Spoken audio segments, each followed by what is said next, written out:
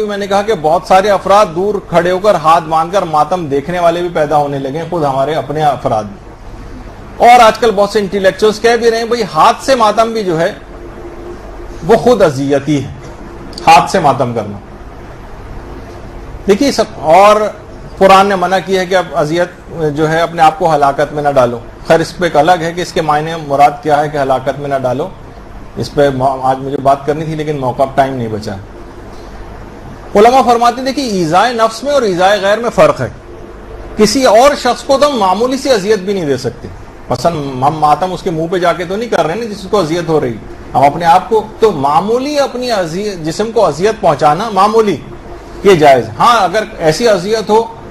کسی ایسی چیز کا استعمال ہو رہا ہو کہ جس سے مثلا جان جا رہی ہو، ہلاکت میں انسان پڑ رہا ہو، تو ایسا جائز نہیں رہے گا۔ لیکن معمولی اذیت پہنچائی، اور اس کی مثالیں ہیں کتنی ایسی چیزیں ہیں، اگر معمولی اذیت پہنچانا بھی جسم کو حرام ہوتا تو خواتین جتنا بھی تھریڈنگ اور ویکسنگ وغیرہ کرواتی ہیں اس کے اندر تھوڑی سی اذیت تو ہوتی، تو پھر یہ بھی حرام ہو جاتا۔ چٹپٹے جو انسان کھانے کھاتا ہے، حلیم کھا رہا ہے اور آنکھوں سے آنسو جاری ہیں اور سی سی کی آوازیں نکال رہا ہے، تو اس سے کہا جی تو اذیت پہنچا رہے ہو اپنے آپ کو، یہ بھی حرام ہو جاتا۔ تو اتنا معمولی سی اذیت یہ پہنچانے کی اجازت، اور خود قرآن کے اندر اس کی مثال ہے کہ اتنی اذیت کی پیغمبر اتنی عبادت کرتے تھے کہ پاؤں پہ ورم آ جاتا تھا، یہاں تک کہ کہنا پڑا کہ قم اللیل الا قلیلا، ذرا کم قیام کیا کرو راتوں میں۔ اسی طریقے سے سورہ طٰہٰ کے اندر آیا کہ ما انزلنا علیک القرآن لتشقى، کہ اے رسول اس قرآن کو ہم نے اس لیے نازل نہیں کیا کہ آپ مشقت میں پڑ جائیں۔ اس کا مطلب ہے کہ پیغمبر قرآن کے سلسلے میں کچھ مشقت اٹھا رہے تھے، یعنی اتنی مشقت اٹھانا،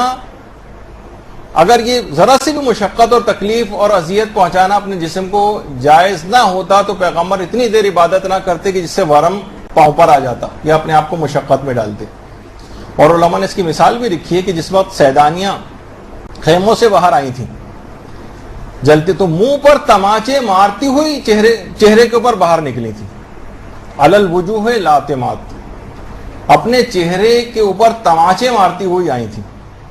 اور حضرت حبیب ابن مظاہر کی بات بھی اس میں پیش کی جاتی ہے، یہ ان افراد کے حوالے سے بتا رہا ہوں کہ آج کل جو طبقہ پیدا ہو گیا اور آج کل آپ کے اپنی صفوں سے ان چیزوں کے خلاف آوازیں بلند ہونے لگی، ان کو جواب دینے کے اعتبار سے کہ امام نے حضرت حبیب ابن مظاہر کو، جن کی قبر مبارک آپ کے سامنے ہے، اللہم صلی علی محمد،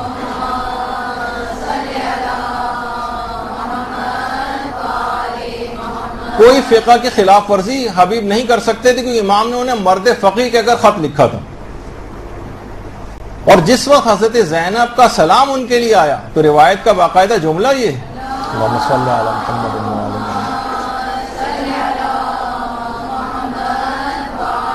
کہ حبیب نے اپنے منہ پر تماچے مارنے شروع کر دی۔ اگر اپنے جسم کو اذیت پہنچانا یا اس انداز سے ماتم کرنا جائز نہ ہوتا تو امام کے جن کے لیے سند تھی کہ یہ مرد فقیہ ہیں، وہ کبھی فقہ کے خلاف کام نہ کرتا۔ اور دیکھیے جو ماتم ہے نا، یہ سینے پر آپ کے ایسے تمغے سجا دے گا کہ جس کا آخرت ہی میں پتہ چلے گا حقیقت۔ جواد محدثی، جن کی بڑی مشہور کتاب فرہنگ عاشورہ ہے، جواد محدثی نے اپنے ایک آرٹیکل لکھا ہے عاشورے پہ، اس میں ڈاکٹر سید، یہ جواد محدثی، انہوں نے باقاعدہ ایک آرٹیکل لکھا ہے جس میں ڈاکٹر سید اسماعیل مجاب کا ایک واقعہ لکھا ہے۔ کہتے ہیں کہ ڈاکٹر سید اسماعیل مجاب ایرانی تھے اور باقاعدہ زیارات یہ عزاداری کے سلسلے میں کہ دنیا میں کیسے کیسے کہاں کہاں ہوتی ہیں، ایران تک کا دورہ کیا تھا۔ کہتے ہیں کہ ہندو افراد آج بھی باقاعدہ، یہ ہندوؤں کا دستہ بھی اس کے اندر ہوتا ہے جو انڈیا کے اندر ہوتی ہیں عزاداری وغیرہ، کہ ہندو تاجر اپنے مال میں برکت کے لیے بھی عزاداری اور مجلس اعضاء میں شریک بھی ہوتے ہیں اور اس میں ڈونیشنز بھی دیتے ہیں۔ ان کی طرف سے شربت اور فالودے کی مثلا سبیلیں بھی لگائی جاتی ہیں اور جلوسوں میں آ کرنا سوگوار وہ کھڑے بھی ہو جاتے ہیں، ماتم بھی کرتے ہیں۔ اسی طرح کا ایک ماتمی عزادار ہندو تھا، جب وہ مرا، باقاعدہ جواد محدثی نے ڈاکٹر سید اسماعیل مجاب کے حوالے سے لکھا ہے کہ جب وہ مرا ہے عزادار ماتمی ہندو، تو جب اس کو شمشان گھاٹ میں جہاں پر ان کے جسموں کو جلایا جاتا ہے ہندوؤں میں، تو جسم جل کر خاک ہو جاتا ہے، پوری آگ وغیرہ لگائی جاتی ہے، تو جواد محدثی نے لکھا کہ اس ہندوؤں کے اہل خانہ اس کے جسم کے 2 حصے اٹھا کر شیعہ قبرستان لے کر آئے، ایک اس کا ہاتھ اور ایک اس کا سینہ، کہا کہ پورا جسم جل گیا ہے۔ اللہم صلی علی محمد و علی محمد۔